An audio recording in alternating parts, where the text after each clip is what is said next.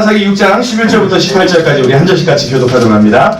사사기 6장 11절로 18절까지 제가 먼저 읽겠습니다.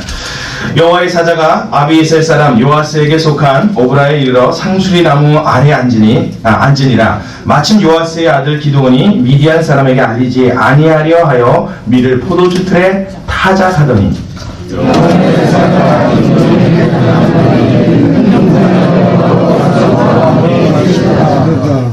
기드온이 그에게 대답하되 나의 주여 여호와께서 우리와 함께 계시면 어찌하여 이 모든 일이 우리에게 미쳤나이까. 또 우리 열조가 일찍 우리에게 이르기를 여호와께서 우리를 애굽에서 나오게 하신 것이 아니냐 한 그 모든 이적이 어디 있나이까. 이제 여호와께서 우리를 버리사 미디안의 손에 붙이셨나이다. 여호와께서 우리를 돌아와 가라사대 너는 우리의 이름을 붙들고 이스라엘을 미디안의 손에서 구원하라. 내가 너를 보내주셨나이다. 기드온이 그에게 대답하되 주여 내가 무엇으로 이스라엘을 구원하리까. 고쳐서 나의 집은 므낫세 중에 극히 약하고 나는 내 아비 집에서 제일 작은 자니이다. 여호와께서 우리에게 주세요. 내가 만지시와 함께하니 내가 미디안 사람 지혜를 벗어나는 것이니이다. 기드온이 그에게 대답하되 내가 주께 은혜를 얻어 싸우면 나와 말씀하신 이가 주 되시는 표징을 내게 보이소서. 내가 이름을 가지고 다시 이곳에 와서 너를 하게 되기까지 이곳을 떠나지 마시려 원하나이다. 너희가 내가 돌아오기를 기다리노라. 아멘.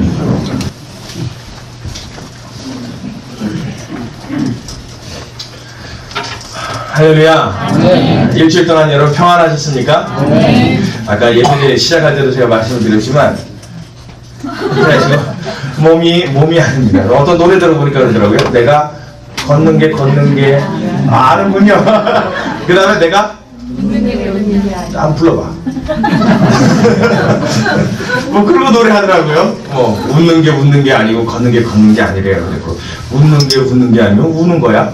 걷는 게 아니면 날르는 거야. 뭐야? 그랬는데 몸인 게 아니야. 저는요 어제 저는 스노우보드라는 걸 탔거든요. 처음 타봤습니다. 태어나서 처음 타봤는데 좀 탔어요. 이제 타고 잘 이제 내려오다가 야 이게 좀 탈만하구나 그런 마음을 갖는 순간에 어떻게 되냐면 지면과 제가 하나 돼 있는 걸 제가 그렇게 넘어지는데 진짜 우리 박 전사님도 타고 저도 탔어요. 근데 넘어지긴 더 많이 넘어졌습니다. 우리 전사님이. 그런데 저분은 몸이 가벼우니까 넘어질 때 이렇게 슉 그러면서 자연스럽게 넘어져 미끄러지듯이. 근데 저는 이게 조금 많지 않습니까? 뭔가가 그러니까 넘어져도 이걸 너무 되게 넘어지는 거예요. 한번 꽝 찌면 이게 막 쪼개지는 것 같아요. 이게 나중에 제가 거울 보고 확인했습니다. 세쪽되지 않았다. 얼마나 아픈지. 그리고 이렇게 만지면요 이 손을 못 댈 정도로 아프고 온몸이 다 쑤신 거예요. 야 이거 이러다 골병 되겠다. 내일 예배 드리러 가야 되는데 예배인도를 어떻게 하나. 팔이 안 올라갈 텐데 이거 안 올라가면 축도는 어떻게 하나. 올라가지 않습니까? 어제 밤에 그렇게 잘 때 파스 한 장을 다 뜯어가지고 온몸에다 다 바르고 잤어요. 그냥 미라처럼 감고 잤어요.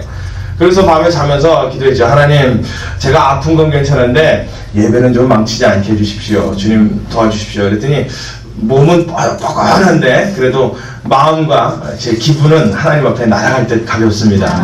우리 주의 성령이 우리 모두를 붙잡아 주시는 증거인 줄로 믿습니다. 자 오늘 말씀을 같이 함께 할 텐데요. 저는 어저께 청년들의 모습을 보면서 그랬어요. 야 저렇게 에너지가 넘치는 청년들 말이죠. 물론 저도 젊습니다. 저도 아직 어린 나이입니다. 그런데 어른들 앞에서는 그렇지만 우리 청년들하고 같이 가면 같이 안 놀아주려고 그래요. 왜 그랬겠습니까? 뚱뚱해서? 아니요. 두꺼워서 늙어서 우리 어른들 앞에서는 제가 아직도 어리고 젊은데 우리 청년들하고 같이 가면 이게 또 보령이란 말이에요. 그러니까 늙은이 같이 데리고 다녀요. 피곤하고 자기네들은 뭐 위에서 내려오는 것도 말이에요. 뭐 타고 내려오면 샥 하고 벌써 또 타작 올라가는데 우리는 중간쯤 서가지고 얘들아 같이 가 이러고 버티고 있으니까 이게 안 맞는단 말이에요. 그러니까 제 속으로 그렇게 생각하는 것 같아요. 저 쓸모없는 인간들, 저 느려 터진 인간들, 저 두꺼운 인간들, 저 하여튼 그런 눈빛으로 말이죠. 그리고 어떻게 한번 잘 내려오면 막 쓰러지고 말이에요. 자기네들은 또 올라가고 막 굉장히 기분이 좀 그랬습니다. 그래서 그런 모습을 보면서 자 우리 청년들 그렇게 넘치는 에너지 막 절제 안 되는 힘이죠. 뭐 우리 청년들은 그냥 자빠져도 넘어져도 끄떡도 없어요. 그냥 일어나고 또 내려오고 뭐, 야, 힘이 끝이 없는 것 같아요. 저는 그런 모습을 보면서 저 에너지를 교회에서 좀 발산하게 해주면 좋을 텐데, 네. 저걸 저렇게 붙잡아 둘 게 아니라, 야, 이건 우리 교회가 빨리 좀 부자가 돼야겠다. 네. 다른 것보다도 좀 돈이 많아져서, 다른 건 못해도 말이죠. 겨울철 다가오면 우리 청년들 매주 스키장을 좀 한 번씩 보내줬으면 좋겠다. 이거 청년들이 하면 할 내용이 아니라 어른들이 해야 될 내용이에요. 매주 좀 한번 보내줬으면 좋겠다. 아니요, 보내줄만 합니다. 그래서 아주 그냥 거기에 정기적으로 그냥 회원으로 끊어줘서 그냥 꼭 우리 청년들이 건강해지면 말이에요. 뭐가 좋아지냐면 가정도 건강해지고 그 가정과 더불어 그 가정에 속해 있는 교회도 건강해지고 교회와 가정이 건강해지면 그들이 속해 있는 이 나라가 하나님 앞에 건강해질 줄로 믿습니다. 그래서 미국의 어떤 기업이 그랬다 그러잖아요. 직원이 담배를 끊으면 여태껏 주던 월급의 2배를 인상을 해줍니다. 월급을. 그리고 뭐 특별수당이라든가 뭐 이런 보너스가 또 어마어마하게 지급이 된대요. 그래서 왜 그렇게 하는가? 월급을 2배로 올려주면 그게 이윤이 발생을 되는가? 그거 어떻게 망하지 않나? 이러고 사람들이 의아했는데 실제로 직원들이 담배를 끊어보니까 담배를 끊은 직원으로 의해서 창출되어지는 이 효과가 3배 이상 올라간답니다. 창출되어지는 이윤이. 그만큼 이 건강이 중요하다는 걸 그 기업이 아는 거예요. 그래서 그 붐이 그 지역에 일기 시작했답니다. 우리 교회는 우리 청년들과 우리 노인분들이까지 좀 건강한 교회, 육체뿐만 아니라 영원히 하나님 앞에 건강한 교회, 모두가 나와서 행복하고 웃을 수 있는 교회, 할렐루야. 영육 간에 하나님 앞에 충만하고 은혜로운 그런 교회가 되기를 간절히 소원합니다. 그러면서 우리 청년들을 좀 매번 이렇게 좀 지원을 해줬으면 좋겠어요. 너무 아깝습니다. 이때가 지나면 하고 싶어도 못할 거예요. 할 수 있을 때 교회가 지원해주고 우리 부모가 지원해줘서 주님 앞에 아름답게 쓰임받는데 조금도 부족함이 없는 그런 청년들로 훈련되어지기를 간절히 소원합니다. 할렐루야. 네, 그렇죠. 자, 그러면 이제 말씀으로 들어가서요. 그렇죠. 제가 매주 말씀드렸죠. 말씀으로 들어가서 그럼 딱 이렇게 그러지 마시고 제가 이제 찾아보라는 데를 한번 찾아보도록 하겠습니다. 우리 오늘 말씀을 함께 나누기 전에 우리 여호수아서로 좀 잠깐 넘어갔으면 좋겠어요. 저 뒤에 저 스피커 볼 줄 아시는 분들은 저 볼륨 조금만 줄여주시겠습니까? 자, 여호수아서 어디로 가냐면요 24장 19절 말씀으로 우리 한번 가서 보도록 하겠습니다. 여호수아서 24장 19절 말씀을 이렇게 펴놓으시고 저를 주목해 주십시오. 네. 자, 여러분 여호수아가 살아있을 때 말이에요. 지금 오늘 24장에서는 여호수아의 마지막 유언과 같은 그의 마지막 설교가 기록되어 있습니다. 그리고 이스라엘 백성들과 함께한 마지막 순간을 지금 이 장면을 24장에 담아놓고 있는데 여호수아는 자기가 죽기 전에 마음속에 아주 마음에 굉장히 큰 근심이 하나 있었습니다. 왜 그러냐면 자기가 여지껏 살아있는 동안에는 이스라엘 백성들이 완악하든 강팍하든 못됐든 착하든 뭐 말을 듣든 안 듣든 하여튼 어찌해서 그냥 소에 이 뭐예요 이거 뭐 그 뭐죠? 이거 고삐 깨듯이 그냥 깨갖고 어떻게 하나님 앞으로 끌고 왔는데 여호수아가 막상 죽을 때가 되니까 이 마음이 고민이 생겼단 말이에요. 내가 함께했던 이스라엘 백성들 이 60만이나 되는 대군들 여자와 아이까지 포함하면 200만이 가까운 이 사람들을 이걸 도대체 어떻게 하나님 앞으로 가까이 데려갈까?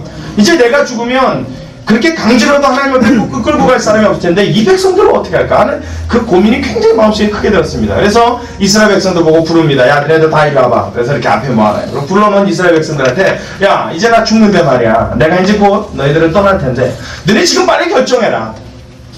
하나님을 섬기겠냐 이방신을 섬기겠냐. 그랬더니 이스라엘 백성들이 우리는 이방신을 섬기지 않고 하나님을 섬기겠습니다. 그러고 대답해요. 아니야. 너네들 말은 그렇게 하는데 너네들 못 섬겨. 하나님 못 섬겨. 진짜 내가 장담하건대 너희들은 하나님 못 섬겨. 왜 그러냐면 너희들이 섬긴다는 하나님은 섬긴다고 말했다가 엉터리처럼 했다가 말로만 섬기고 너희들이 하고 싶은 대로 다 하면 그걸 지켜보고 두고 볼 수 있는 하나님이 아니야. 그 하나님은 그런 너희들을 견디고 감당해낼 수가 없는 하나님이야. 그러니까 섬긴다고 괜히 말했다가 말로만 섬긴다고 그러고 너희의 행위가 악해지고 너희가 죄 가운데 빠지면 하나님은 복을 준다고 그랬다가도 그걸 걷어내신 하나님이니까 지금 빨리 결정해. 이방신을 차라리 섬기겠다고 얘기하면 차라리 하나님과 관계없으면 너희가 하나님 앞에 진노받고 이렇게 저주받지 않을 테니까 빨리 결정해라. 그리고 그 얘기를 합니다. 그랬더니 이스라엘 백성들이 아닙니다. 우리는 다 여호와 하나님만을 섬기겠습니다. 거기서 했던 말이 뭐예요? 나와 내 집은 여호와만을 섬기리라 라는 여호수아의 고백을 따라서 이스라엘 백성들이 얘기했던 거 아닙니까? 우리 집도 여호와만을 섬기겠습니다. 니네 진짜 아니야? 진짜입니다 그랬단 말이에요.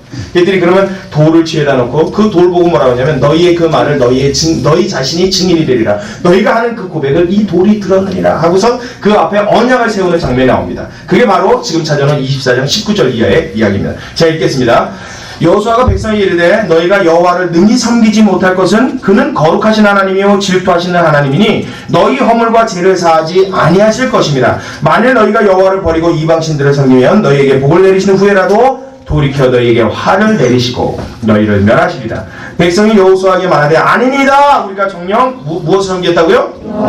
네, 여호와를 섬기겠나이다. 여호수아가 백성에 이르되 너희가 여호와를 택하고 그를 섬기리라 하였으니 스스로 증인이 되었느니라. 그들이 가로되 우리가 증인이 되었나이다. 여호수아가 가로되 그러면 이제 너희 중에 있는 이방신들을 제하여 버리고 너희 마음을 이스라엘의 하나님 여호와께로 향하라. 백성이 여호수아에게 말하되 우리 하나님 여호와를 우리가 섬기고 그 목소리를 우리가 청동하리이다 한지라. 그날에 여호수아가 세겜에서 백성으로 더불어 언약을 세우고 그들을 위하여 율례와 법도를 베풀었더라. 이 이야기가 이제 이렇게 기록이 되어 있습니다. 저를 주목해 주십시오. 자, 이런 배경을 갖고 이제 여호수아는 마지막 이슬로 사라지게 됩니다. 그는 죽게 돼요. 그래서 사사기로 넘어가서 2장에 갔더니 사사기 2장에 여호수아의 죽음을 다시 한번 거론하는 장면이 나옵니다. 그래서 이런 배경을 갖고 죽었던 이스라엘과 여호수아가 함께했던 이스라엘 백성들의 그 사이, 그 관계, 그 모습 속에서 여호수아가 죽고 난 다음에 그렇게 언약하였고 그렇게 약속하였고 그렇게 살겠다라고 말하였던 이스라엘 백성들은 어떻게 되느냐가 이 사사기로 넘어오면서 기록되는 거예요. 그게 어디냐? 2장 6절입니다. 제가 읽겠습니다. 사사기 2장 6절 이하여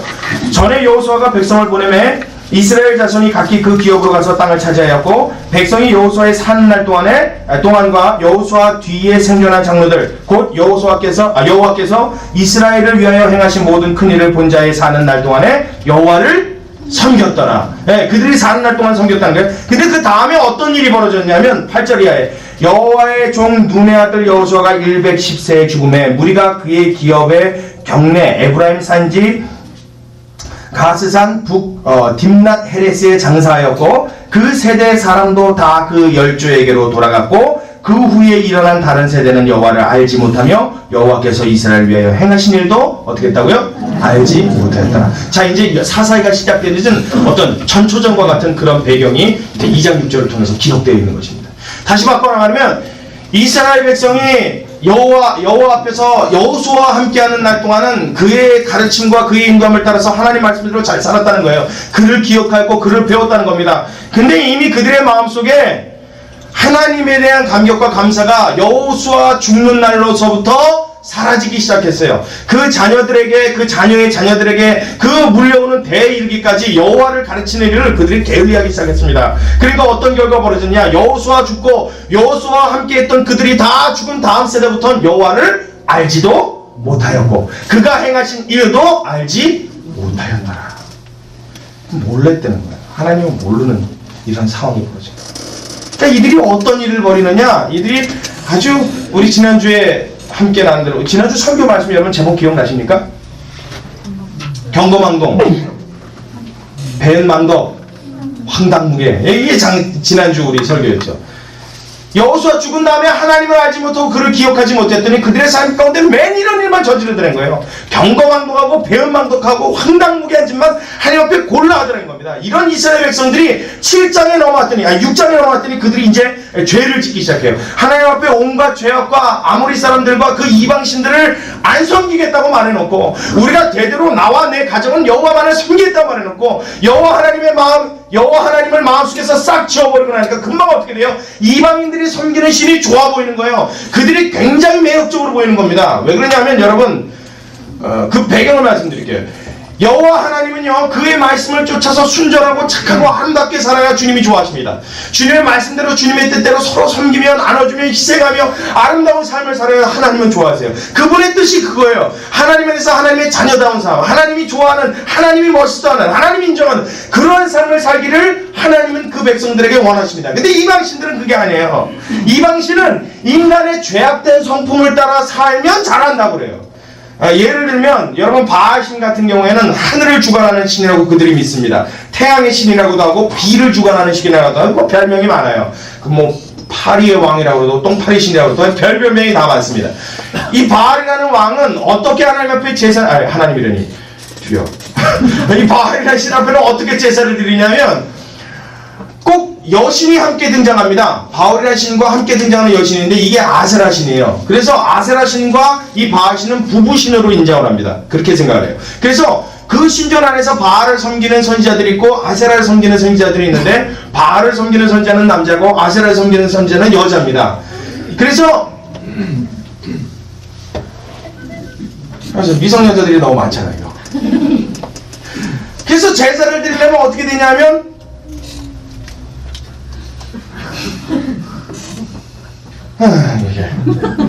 아니 그걸 어떻게 얘기해야 되나? 그래요. 알아들으셨죠? 그게 그들의 제사법이에요. 그러니까 이스라엘 백성이 그걸 이렇게 본단 말이에요. 좋아 보여요? 나빠 보여요? 자, 여러분들 괜찮아요? 크게 대답해 보시오. 좋아 보여요? 나빠 보여요?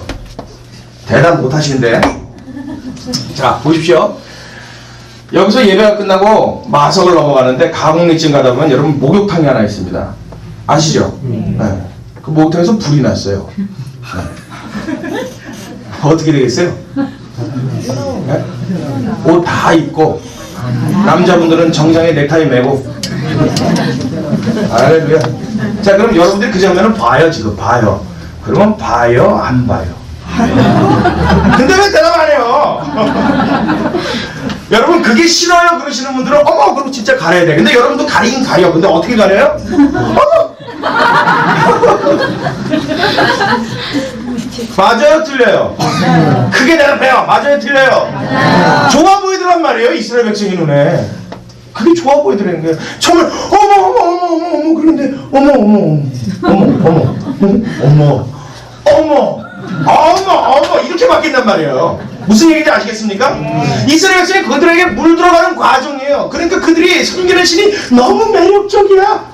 내가 하고 싶은 거 다 해도 축복해줘. 오히려 나보다 더 악해. 내가 원하는 것보다 한 단계 더 나아서 허락을 해줘. 그러니 어떻게 돼요? 이스라엘 백성이 자연스럽게 하나님은 엄격한 하나님으로 마음속에 자리 잡고 그분이 나에게 어떤 은혜를 주셨는지 어떻게 나를 사랑하시는지 어떻게 인정하시는지도 다 잊어버리고 이게 까만 눈들이 돼갖고 말이에요. 그냥 바알신의 그 추접한 것들만 이방신들이 섬기던 그 온갖 더러운 것들만 그들의 눈에 좋아 보이더라는 겁니다. 왜냐하면 인간의 성품이 악하기 때문에. 그게 사사기를 살던 이스라엘 백성들이 하나님 앞에 저질렀던 죄악입니다. 그 이야기가 우리가 함께 읽은 본문의 6장의 1절서부터 이야기가 쭉 기록되어 있습니다. 제가 6장 1절만 여러분들에게 읽어드리겠습니다. 이스라엘 자손이 또 여호와의 목전에 악을 행하였으므로 여호와께서 7년 동안 그들을 누구의 손에 붙였다고요? 미디안의 손에 붙이시니. 자 보십시오. 여러분 그들이요 하나님 앞에 더 행악한 거예요. 그 하나님이 잊어버리니까요 싫은 거예요. 그 하나님의 도우심과 그분의 은혜를 마음속에 담아두지 않았더니 그들이 자기의 육체의 정욕대로 흘러가더라는 거예요. 여러분도 다 그렇게 될 수 있단 말이에요. 제가 지금 확인했잖아요. 그죠? 뛰어나오면 봐요 안 봐요? 보면서 어떻게 한다고? 어머 세상에 어머 세상에 그러면서 고개 같이 따라가. 어머 세상에 웬일이야 그래서 같이 가. 이게 여러분 무리란 말이에요. 어머 세상에 웬일이야 그래서 안 봐야지. 안 봐야잖아요. 여러분 가끔가다 인터넷 키면요 이상한 메일 와요. 이상한 메일. 여러분 받아본 적 있으십니까? 네, 있죠? 막 메일 확인하려고 클릭하면 갑자기 그래요. 뭐 오빠 급한 일이 있어서 연락했어. 그리고 이렇게 제목이 와있어요. 누구지? 누가 나한테 급한 일이 있지? 딱 연락 오면 정말 급해 보여요. 뭔 얘기인 줄 아시죠? 막 이렇게 상상할 수 없는 장면들이 그리고 뜹니다. 그럼 그걸 얼른 꺼야 되잖아요. 근데 왜 그때 따라서 마우스는 잘 말을 안 들어? 이거 얼른 가서 눌러야 되는데. 여러분 그런 경험해 보셨어요? 안 보셨어요? 더 이상 묻지 않겠습니다. 네.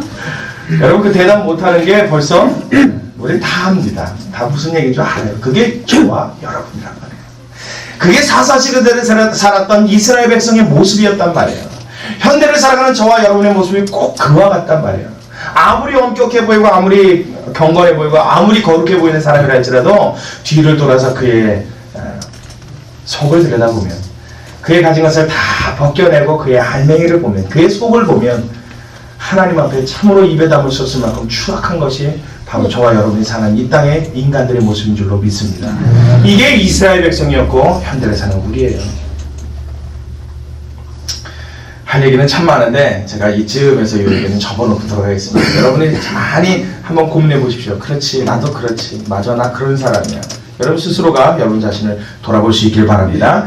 자, 그런 이스라엘 백성들에게 하나님이 그래서 어떠한 처방을 내리시냐면 미디안 사람의 손에 붙여서 그들을 괴롭게 하는 그런 고통을 허락하셨어요. 왜 그러냐면 그렇지 않으면 하나님 앞에 돌아올 사람들이 아니기 때문입니다.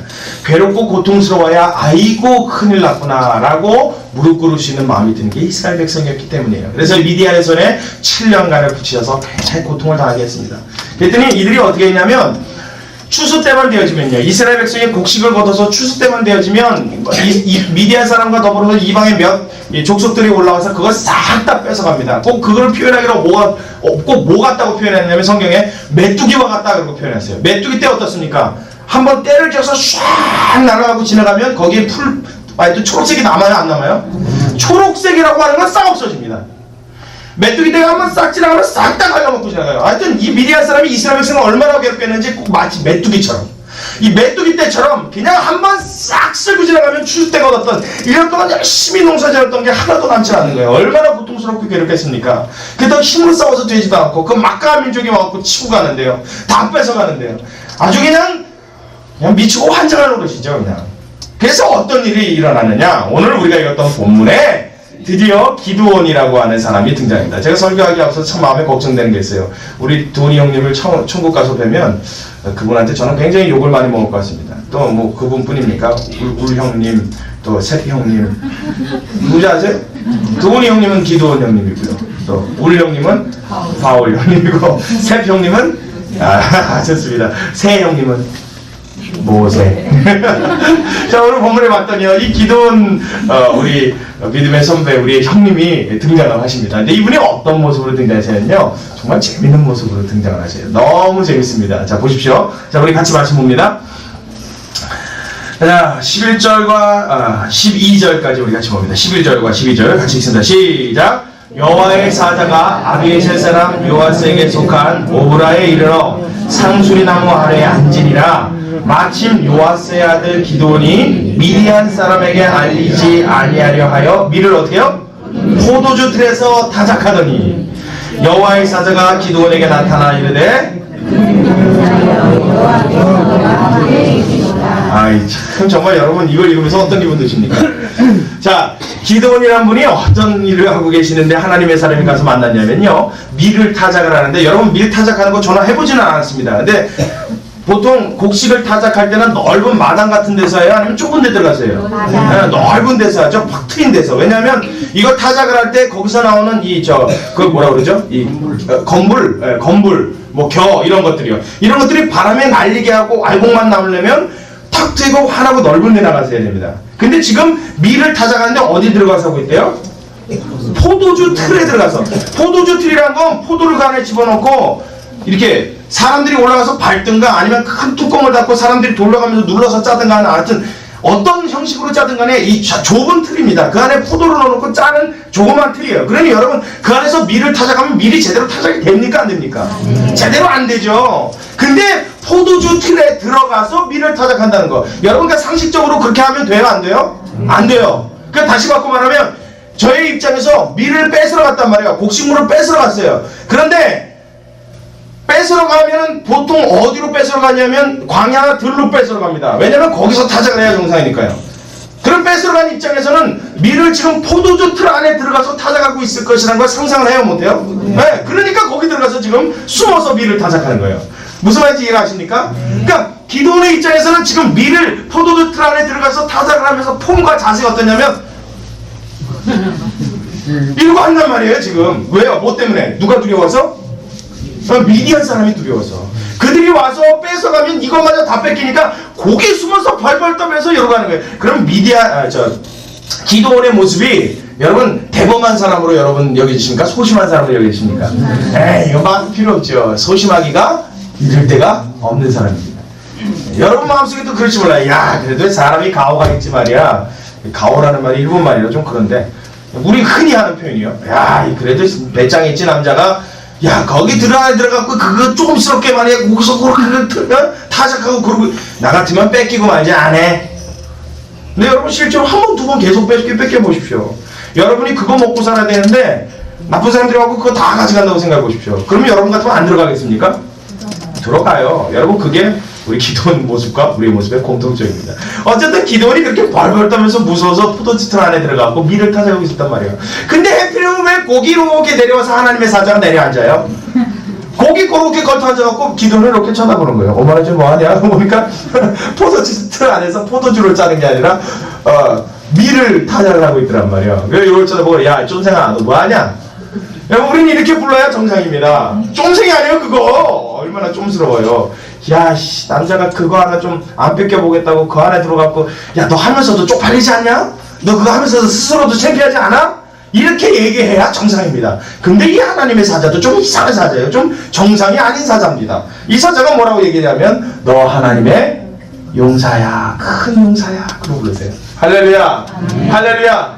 여러분 이건 상식적으로 이해가 안 가는 얘기예요. 저를 보고 날씬하다고 하는 얘기와 똑같은 얘기입니다. 목사님 어쩜 그렇게 눈이 부리부리 하세요 하는 얘기하고 똑같은 얘기예요. 기분 나빠요? 기분 좋아요? 나쁘죠.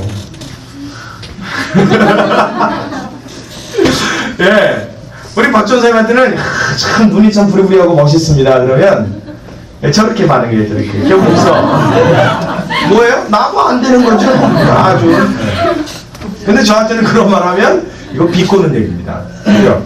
그리고 어쩜 목사님 그렇게 스포티하고 그렇게 아주 뭐 센시티브하고 목사님 멋있고 젠틀하고 막 이러면요 고맙습니다. 예, 그거 벌써 뭔가 이렇게 한자를 깔고 얘기하는 비꼬는 얘기인 줄 알기 때문이에요. 그러니까 지금 기도원들이 똑같은 마음이 들었어요. 하나님의 사자가 내려와서 너 하나님의 큰 용사야 너 큰 용사야 그러고 불렀더니 그 부름이 자체가요 마음에 얹자는 겁니다.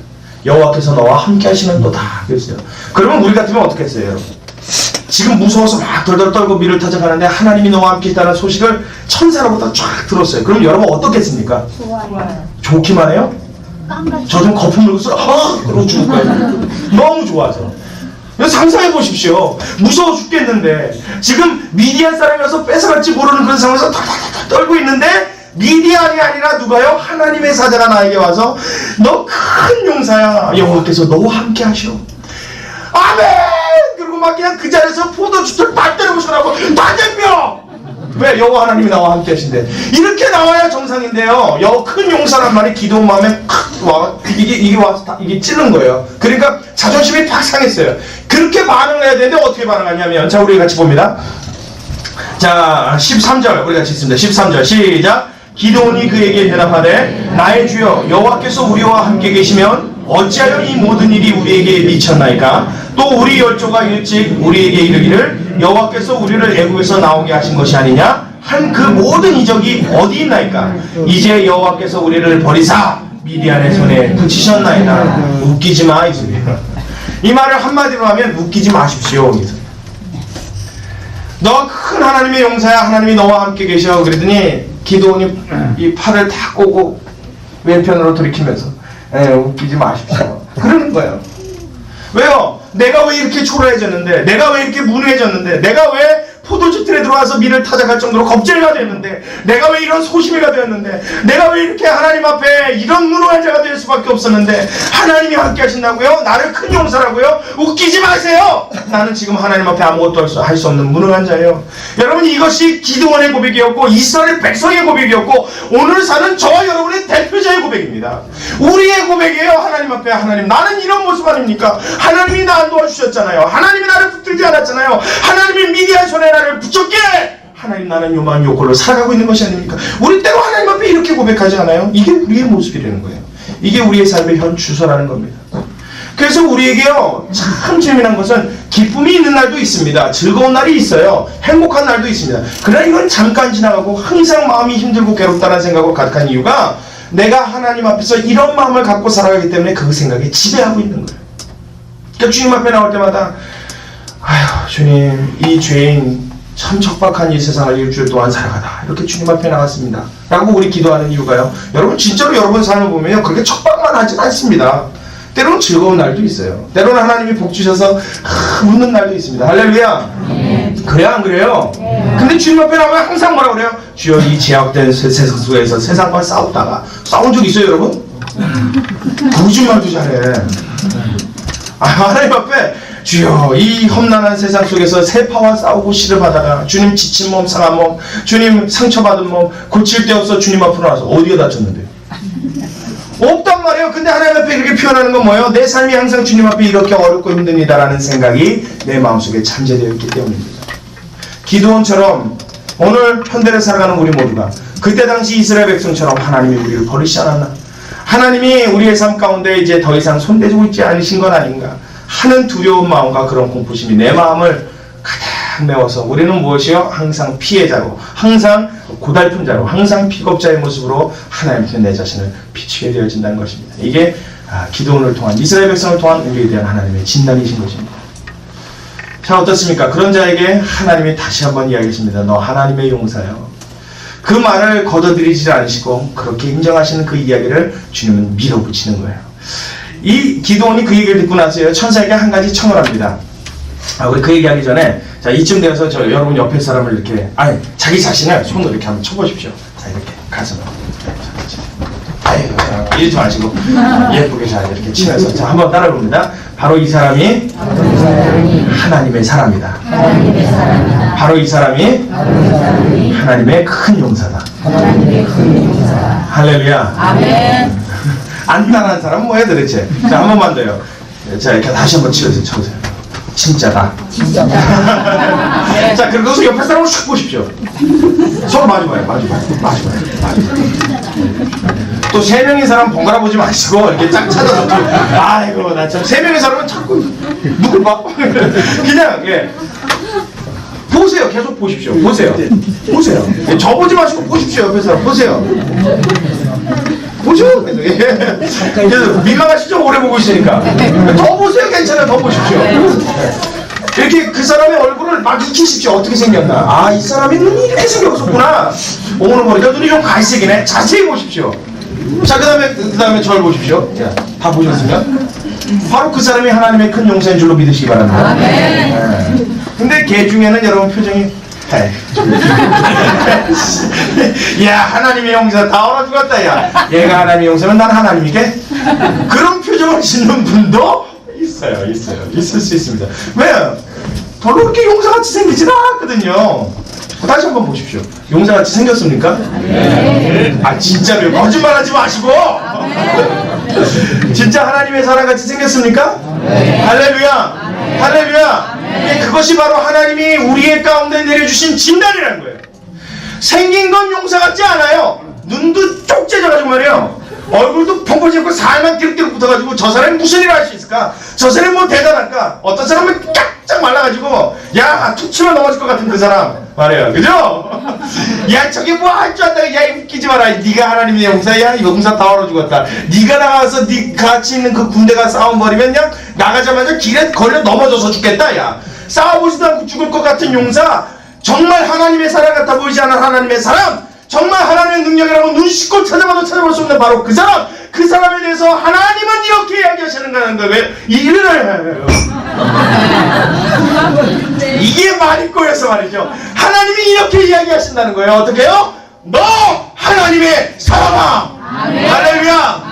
하나님이 인정해버리신다는 겁니다. 기드온한테 나타나서요, 포도주 틀에서 밀을 타작하는데 하나님의 큰 용사랍니다. 야, 큰 용사야, 여호와께서 너와 함께 하시는도다. 이게 말이 됩니까? 이 기드온이 그 얘기를 듣고 나서요, 그 말 듣고 나서 아멘 하고 믿음으로 나갔으면 참 좋았을 텐데, 이 기드온은요 정말 비겁자고 정말 소심한 사람입니다.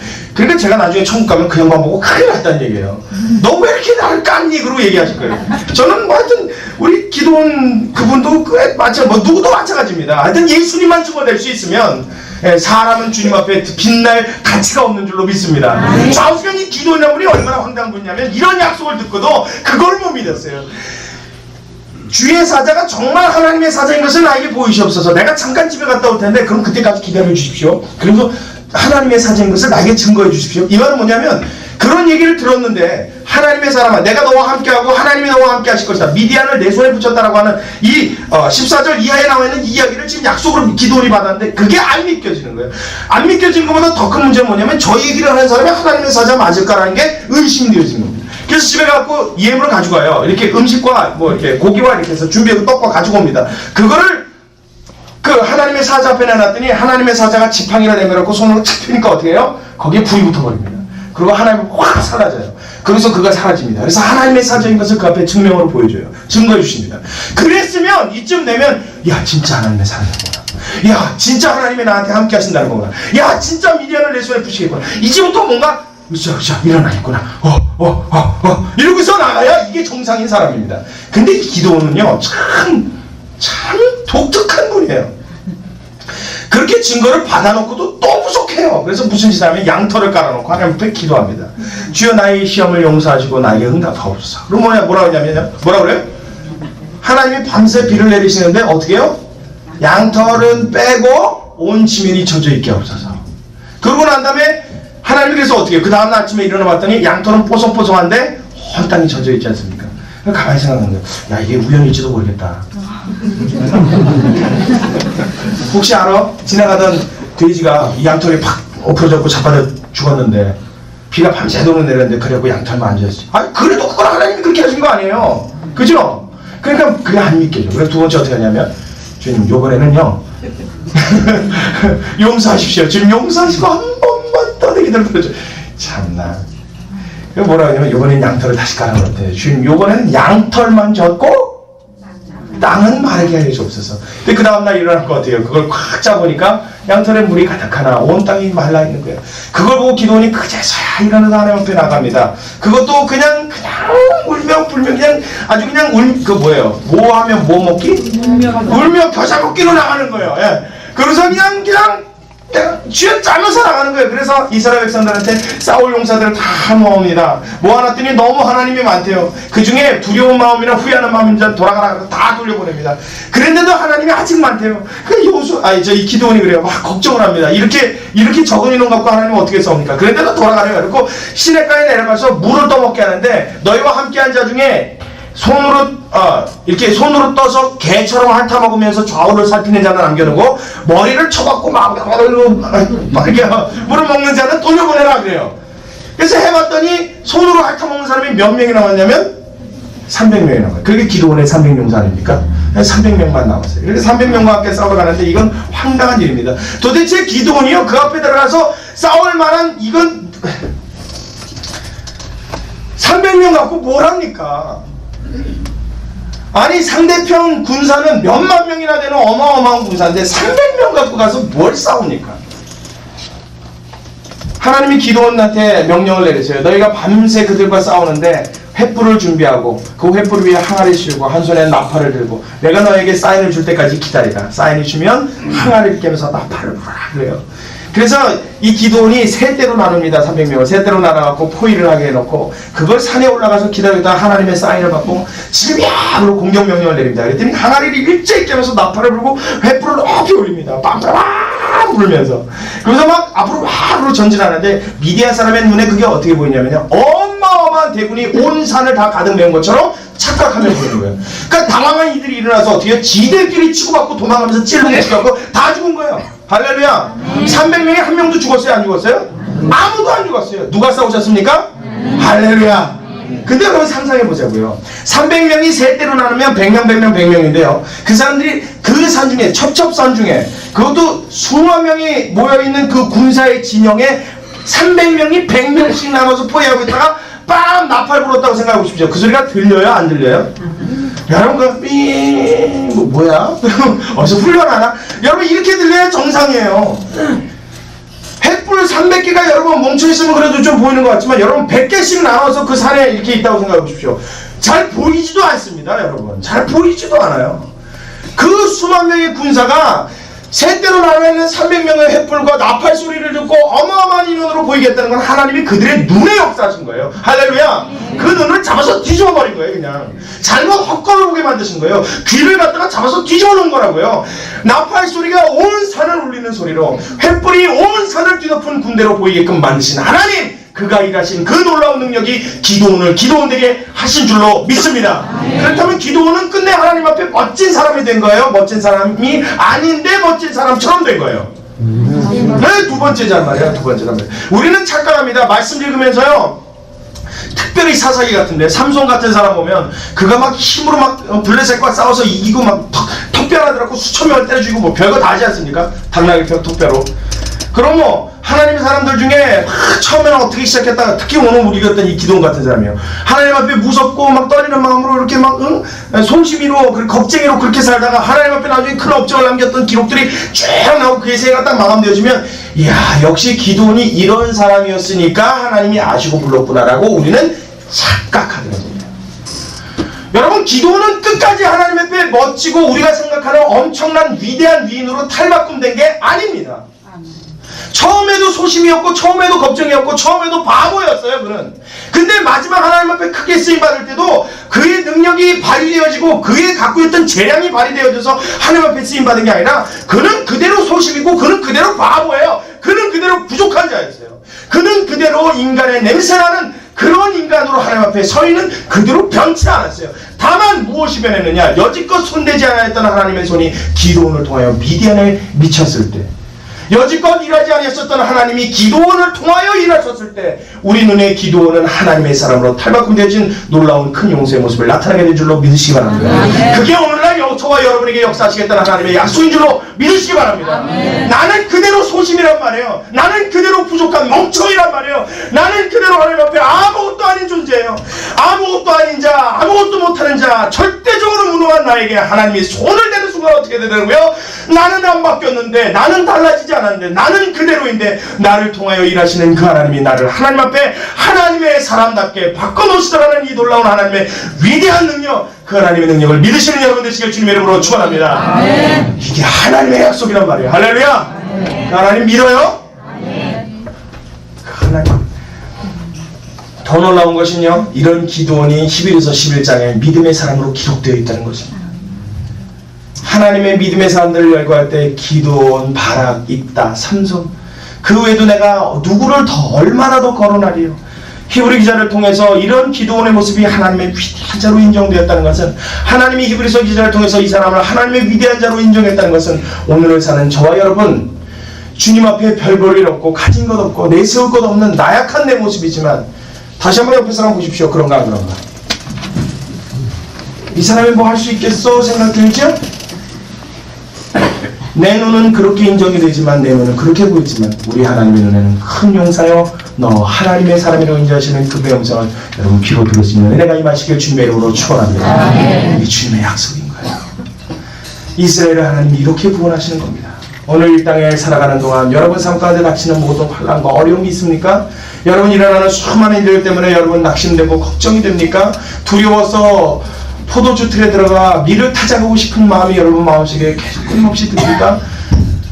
자꾸만 염려되어지고 나약해지는 내 마음 때문에 위축되어지고 남들 앞에서 길을 펴지 못하는 내 모습이 한심스럽고 부끄럽습니까? 여러분 걱정하지 마십시오. 하나님은 그런 여러분에게 찾아와 이렇게 이야기하십니다. 너 하나님의 큰 용사야. 너 하나님의 사람아. 할렐루야. 그 인정하시는 인정은 인정으로만 끝나는 것이 아니라, 그냥 그렇게 부르시는 것으로 끝나는 것이 아니라, 그 부르심을 여러분 삶 속에 부르심답게 응할 수 있도록 여러분을 통해 일하시고 완성시키고 하나님의 사람으로 거듭나게 만드시는 이 놀랍고도 위대한 하나님의 사역과 하나님의 일하심을 여러분 삶 속에 체험하게 되시길 주님의 이름으로 축원합니다. 이 하나님을 믿고 나아가란 말이에요.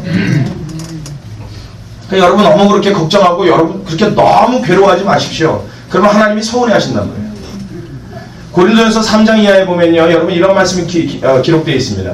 그러므로 너희는 사람을 자랑하지 말라. 이 세상이 모두 다 너희의 것입니다. 바울이나 게바나 죽음이나 삶이나 영혼이나 앞으로 평생 있어질 모든 것들, 하나님이 이 땅에 속해 놓으신 모든 것들이 다 너희의 것입니다.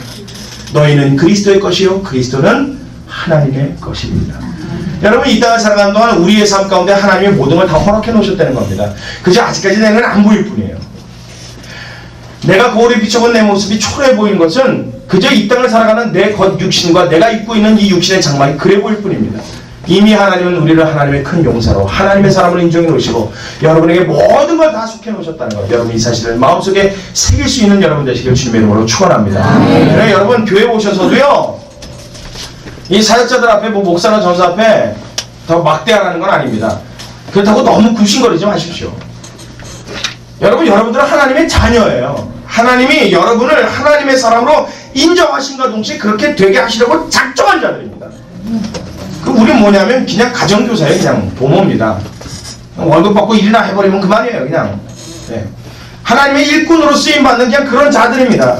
근데 뭘 이렇게 두신 거예요? 어디 나가고 자랑할 때 보면 우리 교회 목사님은 말씀이 끝내줘. 우리 교회 전도사님은 찬양하면 교회가 막 뒤집어지고 불이 붙어. 여러분 이건 바보입니다. 바보. 꼭 무슨 얘기냐면 우리 집에는 무슨 가정교사 있다? 이거 자랑하는 건 똑같아요. 그럼 여러분은 뭔데요? 여러분은 하나님의 자녀란 말이에요. 크게 아멘. 아멘. 네. 여러분 이걸 알아야죠. 이걸. 여러분의 삶을 하나님이 얼마나 인정하시는지 좀 알아야죠. 여러분의 삶을 하나님이 얼마나 기대하고 계신지를 알아야죠.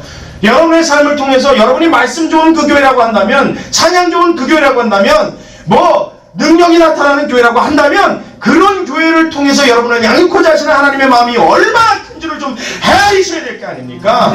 여러분을 향한 하나님의 기대감이 얼마나 큰 줄을 여러분이 아셔서 그 자녀된 여러분의 삶, 하나님의 유업을 이어나시는 하나님의 자녀된 삶, 하나님의 사람의 삶, 하나님의 용사된 삶, 그 삶을 여러분의 삶 속에 나타내고 이루시기를 주님의 이름으로 축원합니다. 기도하겠습니다. 고맙고 감사하신 우리 아버지 하나님, 사랑하는 주님의 몸된 교회를 통하여 주님의 사랑하는 자녀들에게 하나님 큰 은혜를 베풀어 주시려고 주님 작정해 주신 것 하나님 우리 믿고 의지합니다. 기도원에게 역사하여 소심하게 이룰 데 없고 바보스럽고 정말 아무짝에도 쓸모없는 그 남자를 통해 하나님의 큰 역사를 이루셨던 것처럼 우리를 통하여 행하실 하나님의 사람이라는 그 호칭, 하나님의 용사라는 그 호칭 우리의 삶에 이루어질 수 있도록 하나님 역사하시고 나타내고 주시옵소서. 이 시간 같이 우리 한 목소리로 주님 앞에 통성으로 기도하기를 원합니다. 하나님, 우리가 들은 이 말씀대로 내 삶 가운데 정말 주님이 큰 뜻을 주셨다면 기도는 받아들일 수 없었던 여호와께서 너와 함께 하신다는 그 말씀이 오늘 이 시간도 나와 내 삶과 내 가정이 이루어지길 하나님 원하고 계신다면 주님 이제 그것을 받아들이게 하옵소서. 이제 그것을 바라보게 하시고 믿을 수 있게 하옵소서. 이제 그것을 의지하고 좀 나갈 수 있게 하옵소서. 주님 더 이상 콧바뜨리고 앉아서 바보처럼 그렇게 사는 것이 아니라 하나님 함께 하신다는 그 약속 붙들고 승리하고 이기는 주님의 자녀 되게 하옵소서. 우리 시간 다 같이 한 목소리를 주님 앞에 동성을 기도합니다. 거룩하고 자비하신 우리 아버지 하나님, 이 시간 주님 앞에 간절히 소원하는 것이 있습니다.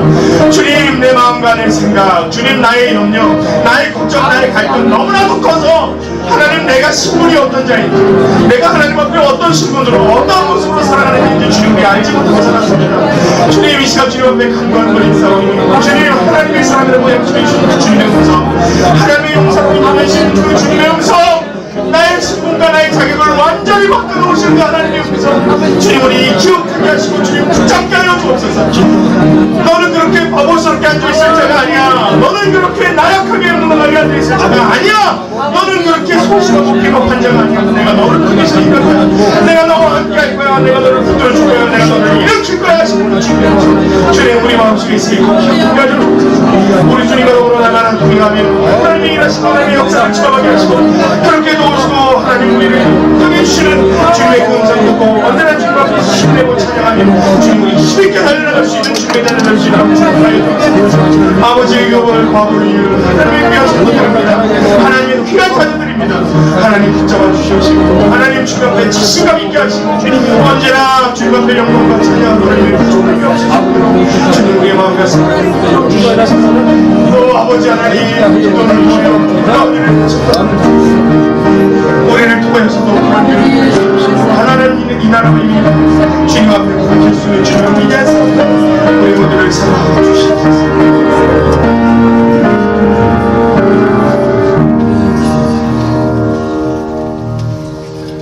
고맙고 감사하시는 우리 아버지 하나님, 우리는 기도원이 대단히 위대한 사사고 대단히 위대한 인물이라 주님 앞에 쓰임받은 줄 알았습니다.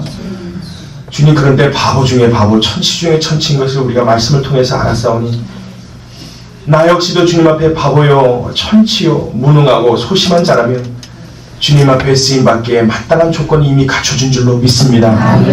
나에게 손을 대시고 역사하셔서 아버지 앞에 힘있는 용사로 거듭날 수 있는 우리의 삶이 되도록 축복하여 주옵소서. 아멘. 하나님, 무능한 자만 골라 주님이 택하시고 연약한 자만 골라 주님이 함께 일하신다 했으면 누구보다도 내가 주님 앞에 적격임을 믿습니다. 아멘. 이 교회와 사랑하는 우리의 가족이 주님 앞에 온전히 붙들림 받아 되어서 이 나라 이 민족 나가서는 온 세계까지 우리 주님을 드높이고 자랑하고 하나님의 살아계심을 증거하는데 부족함이 없는 교회와 사랑하는 주의 자녀들 다 되도록 축복하여 주시옵소서. 아멘. 주님께 우리 일생과 우리의 마음과 우리의 생각과 일생 동안 있어질 모든 우리의 마음의 갈등과 되어질 모든 일들을 주님께 온전히 의탁드리오며 살아계신 예수님의 이름으로 기도 올리옵나이다. 아멘.